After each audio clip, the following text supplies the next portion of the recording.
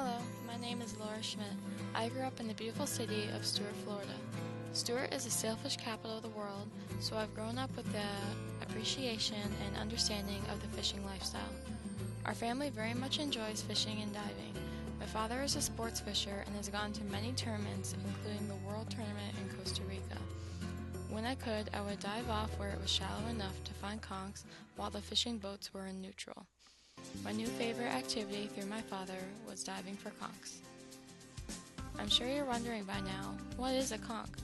A conch is basically a giant mollusk or snail. But do not get too grossed out yet. You can eat this kind of snail. The shell is made up by the snail when it secretes the protective shield from its body into a hard case known as a conch. Many do not understand why this animal is such good eating, especially if they see the snail outside its shell.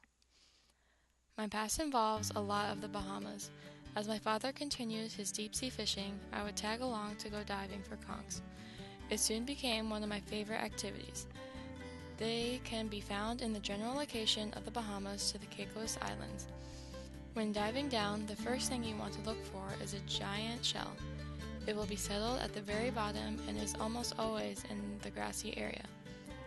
When picking them up, you want to look for a large fan shell, and not a small one. What I mean by large fanned is that the edge will look more like a fan, and not a small one. This means that the conch inside is more mature and better to eat. It is almost impossible to get a conch out of its shell with just your hands unless you are Superman. The trick is to poke a hole in the back of the shell with a hammer, then stick the tip of the hammer into the shell to make the conch uncomfortable. This irritates the conch and it slides right out. Conch is good for fritters, gumbo, salads, and many other tasty treats. Americans eat over 1,000 plus metric tons of conch every year, and 80% of visitors are American tourists. So good Caribbean food is a must in order to maintain a good economy in the Bahamas. My dad has special locations marked on his GPS where the conchs would be found. If we watched for where the local Bahamians would dive, we could find the prime spots.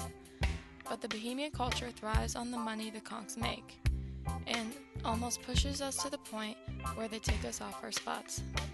Some find it easy, but others who are serious about the hunt find it hard to clean out the best conch before others do.